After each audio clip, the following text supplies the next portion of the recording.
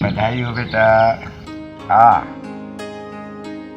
सदा सुहागन रहे। सालगिरह बहुत बहुत मुबारक हो बेटा। देख रानी, बेटा हम तुझे बहुत कुछ देना चाहते हैं। दिल तो चाहता है कि तेरे कदमों में, तेरे रास्ते में कलियां बिछा दूं, लेकिन क्या करे बेटा, मजबूर हैं।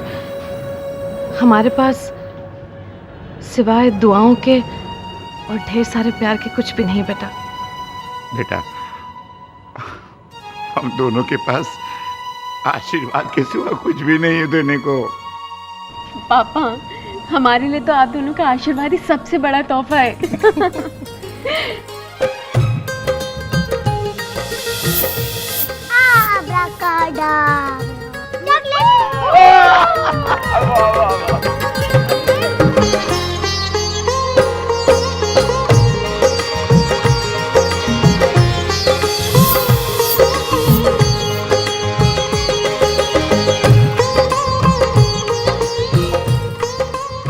हेलो। प्रणाम पापा। जीते रहो बेटा। रानी जी एक मिनट। पापा कब? हाय पापा। बेटा सालगिरह बहुत बहुत मुबारक हो। थैंक यू पापा। अच्छा सुनो, तुम्हारा तोहफा जो पापा, आपने हमें राज देकर दुनिया का सबसे बड़ा तोहफा दे दिया है। इससे ज्यादा हम क्या मांग सकते हैं? हाँ लो, माई बात करेगी। हाँ बेटा, अरे अपने पापा से नहीं तो हमें ही बता दो तुम्हें क्या चाहिए।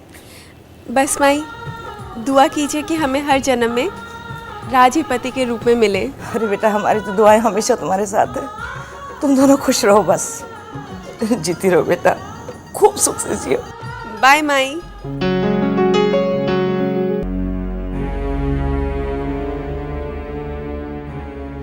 राज, अपना ख्याल रखिएगा।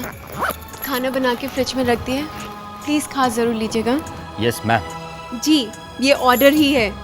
वैसे तो हम जानते हैं कि माँ और मधु दीदी आपका ध्यान ज़रूर रखेंगी, लेकिन प्लीज़ मैं आप शिकायत का मौका नहीं दूंगा।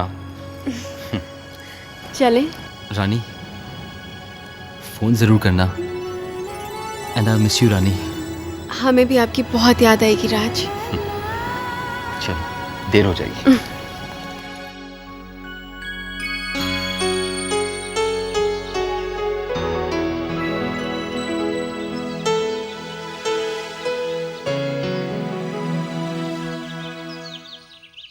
राज साहब, आपकी पत्नी को 3 दिन के लिए ले जा रहा हूँ, इजाजत है ना?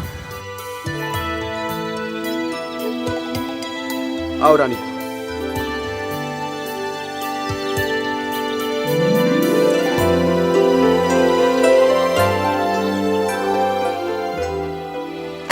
सी यू राज, टेक केयर।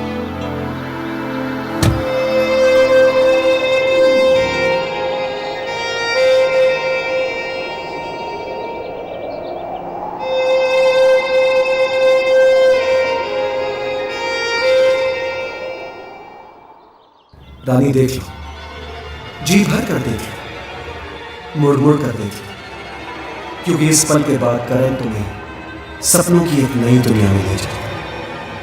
वो दुनिया जो उसने सिर्फ तुम्हारे लिए सजाई।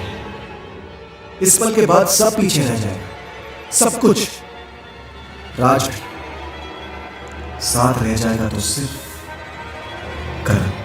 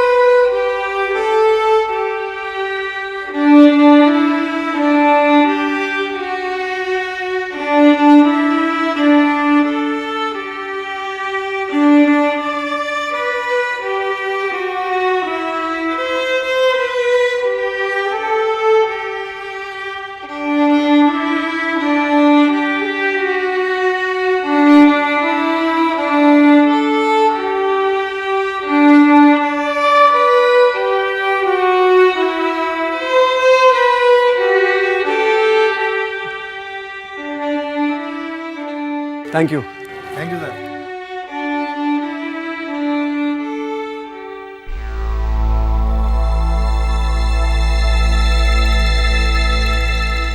Wish you a very happy birthday Rani. आप जानते थे कि आज हमारा बर्थडे है? ऑफ कोर्स, मैं तुम्हारा जन्मदिन कैसे भूल सकता हूँ। आई होप कि तुम्हें ये अरेंजमेंट पसंद आया होगा। शायद मैं कुछ भूल रहा हूँ। याद आया, तुम्हारा गिफ्ट। इसे खोलोगी नहीं? ठीक है, मैं खुद खोल देता हूँ।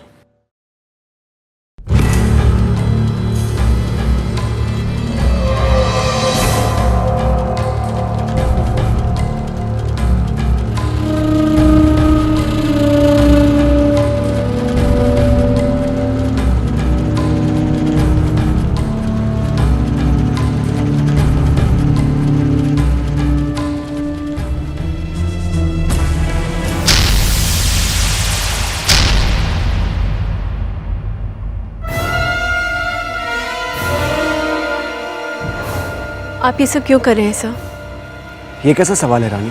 क्या आप बाकी के एम्प्लॉयज़ का जन्मदिन भी इसी तरह मनाते हैं? No, never. पर मेरी एक खास एम्प्लॉय है जो मेरे दिल के बहुत करीब है। इनफैक्ट वो मेरे दिल की रानी है। उसके लिए मैं इतना तो कर ही सकता हूं ना। Your gift. सर, हम आपका गिफ्ट एक्सेप्ट नहीं कर सकते हैं, और ना ही इतना महंगा डायमंड का नेकलेस अफोर्ड कर सकते हैं। अगर हमारे पास पैसे होते तो हम इसकी कीमत आपको चुका देते हैं। आप बॉस और एम्प्लॉय की मर्यादा भूल सकते हैं, लेकिन हम नहीं। सर, मीटिंग कितने बजे और कहाँ पे, आप हमें इन्फॉर्म कर दीजिएगा, हम पहुँच जाएंगे।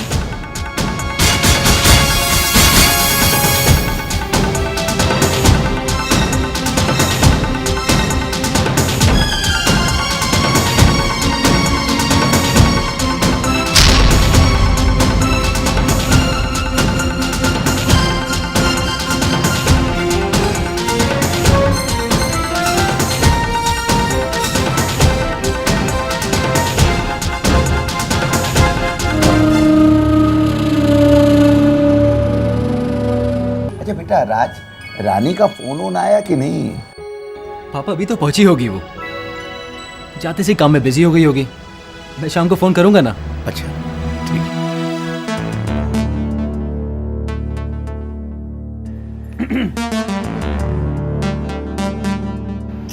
अरे बोलो ना, जिस बात की चिंता तुम्हें इतनी खाई जा रही है, जिस बात के लिए तुम सारी रात सोए नहीं, उससे बोलते क्यों नहीं? बोलो। बोल रहा हूँ ना। बोलो ना। देख राज, ये जो हो रहा है ना, वो ठीक नहीं हो रहा है। अरे भाई, घर की बहू किसी के साथ 3 दिन तक बाहर जाएगी तो वो अच्छा नहीं लगता ना। हाँ, वो अपने काम के सिलसिले से गई है, वो अपने बॉस की पर्सनल सेक्रेटरी है। तो हाँ भाई देखो, पर्सनल सेक्रेटरी को हर जगह बॉस के साथ जाना ही पड़ता है। लेकिन क्यों जाना पड़ता है ये तो सब समझते हैं। राज, तुम इस बात से अनजान क्यों बन रहे हो, समझ में नहीं आ रहा। अरे अपने फायदे के लिए पर्सनल सेक्रेटरीज क्या क्या नहीं करती है तो सब। प्लीज, कैसी सोच है आपकी? सोच नहीं रहा हूं मैं, जो अक्सर होता है ना वही बता रहा हूं। होता होगा, पर रानी और दूसरी लड़कियों में बहुत फर्क है। वैसे बता रहे हैं देवर्षि, जरूरत और शौक, जब ये दोनों चीजें पूरी नहीं होती ना, तो इंसान कुछ भी कर लेता है। भाभी प्लीज, बहुत हो गया। अरे रानी पर चोरी का इल्जाम लगाकर दिल नहीं भरा आप लोगों का, जो उसके चरित्र पर भी कीचड़ उछालने लगे। रानी जो भी कर रही है गलत नहीं कर रही, और मेरी रानी कभी गलत हो ही नहीं सकती। जब मैं आपके घर के मामलों में दखलंदाजी नहीं करता, तो बेहतर यही होगा कि आप मेरे घर की बातों से दूर रहें। चलो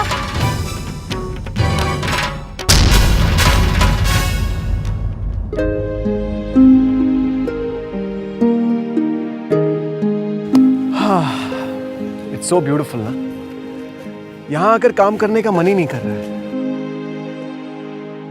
रानी एक बात बताओ, दरअसल कब से तुम्हें पूछना चाह रहा था। तुम यहाँ मेरे साथ अकेली आई हो, घर से इतने दूर, अपने घर वालों से इतने दूर, तो राज को डर नहीं लग रहा होगा? या फिर तुम पर शक नहीं हो रहा होगा? स्पेशली बिकॉज राज जानता है ना कि मेरे तुम्हारे लिए फीलिंग्स क्या है। राज हमसे बहुत प्यार करते हैं और हम भी उनसे उतना ही प्यार करते हैं, और एक दूसरे से इस तरह जुड़ने के बाद शक की कोई गुंजाइश ही नहीं रहती है। सर केके टेक्सटाइल से आप हमें कुछ नोट्स देने वाले थे। हाँ, वो बॉम्बे से एक फैक्स आने वाला है, if you could just check it. Sure sir.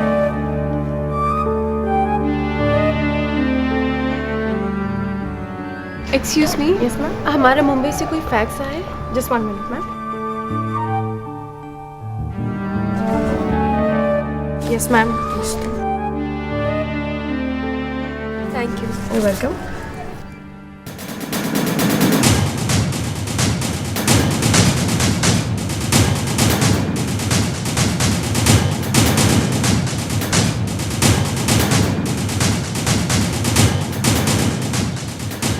Excuse me sir. Sir Mumbai से फैक्स आए, आपके सिग्नेचर्स की ज़रूरत है। It's quite urgent. हाँ, तुम बैठो।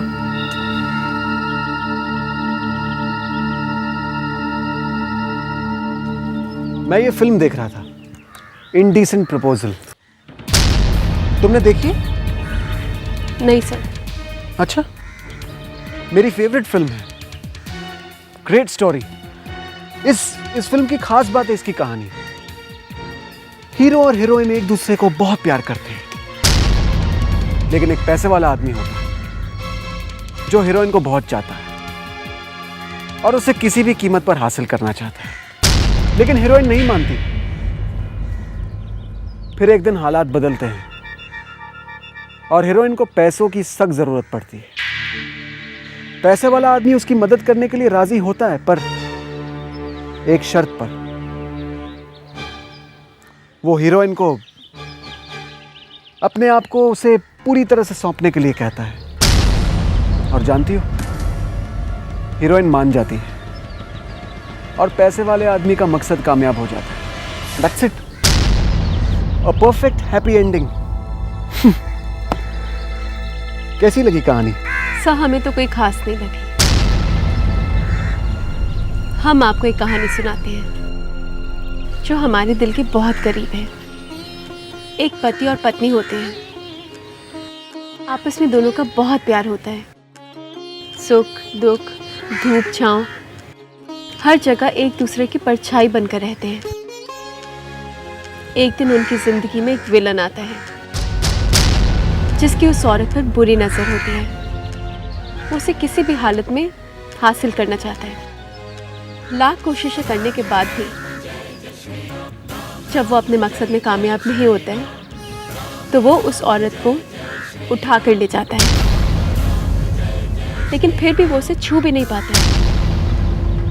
वो औरत अपने और उस दुष्ट के बीच एक तिनका रख देती है, अपनी सुरक्षा की ढाल बनाकर। वो दुष्ट तो उस तिनके तक को पार नहीं कर पाता है।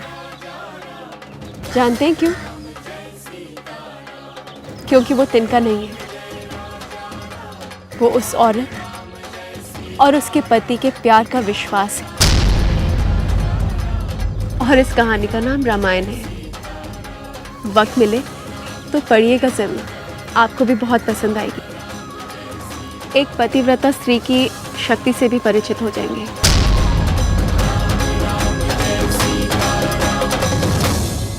सर, हमें नहीं लगता कि हमारे यहाँ पे कुछ ज़्यादा काम है। क्या हम वापस मुंबई जा सकते हैं? Don't give orders Rani, just take them. हम रात को यही मीटिंग के लिए मिलेंगे, बाकी बातें तभी डिस्कस हो जाएगी। Yes sir.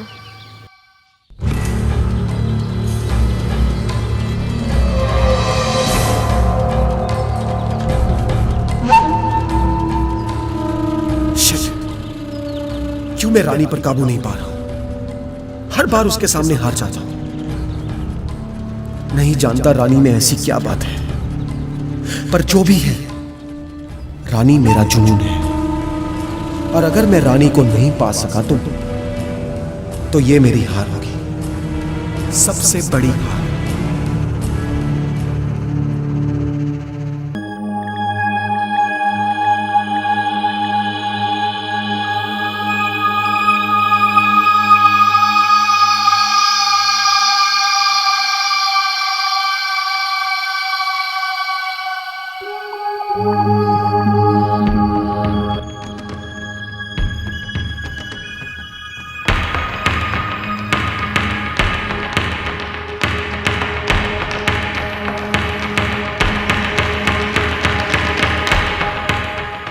सर,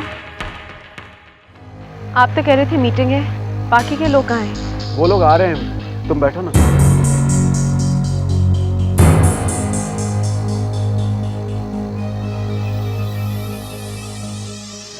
सर, हमने केके टेक्सटाइल्स के बारे में कुछ इन्फॉर्मेशन कलेक्ट की है। बेटा। Yes sir. मैडम के लिए एक फ्रेश जूस। नो सर, हम जूस नहीं पीते, थैंक यू। मैडम के लिए फ्रेश जूस। सर, हमारी इन्फॉर्मेशन के हिसाब से केके एंटरप्राइज अपनी फैक्ट्री बेचना ही नहीं चाहते हैं। अच्छा, आई डोंट केयर। मैं उस फैक्ट्री को खरीदना चाहता हूँ, क्योंकि रानी मुझे साफ साफ नजर आ रहा है, अगर ठीक से उस फैक्ट्री को ध्यान दिया जाए तो आगे जाके प्रॉफिट्स बहुत अच्छी हैं। रानी, तुम्हें एक चीज़ अपने बॉस के बारे में पता होनी चाहिए, एंड दैट इज दैट अगर मेरा दिल एक चीज़ पर आ जाता है तो मैं उसे हर हाल में हासिल करता हूँ। सर, जबरदस्ती हासिल की हुई चीज़ आपके अहम को कुछ पल के लिए तसल्ली ज़रूर देगी, लेकिन उसे पूरी तरह से पाने की इच्छा आपकी हमेशा अधूरी रहेगी। रानी, इन फिजूल के इमोशंस में मुझे कोई विश्वास नहीं। जो इंसान दूसरे के इमोशंस की कद्र करना नहीं जानता वो इंसान नहीं होता। प्लीज एक्सक्यूज मी, हमें वॉशरूम जाना है।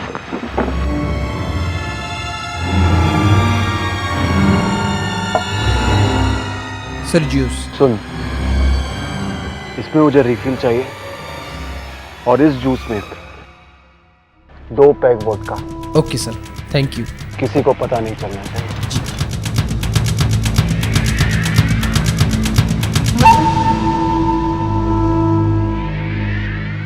अब ये क्या कर रहे हैं? जूस में शराब मिला रहे हैं? जरा शौकीन किस्म के लगते हैं साहब।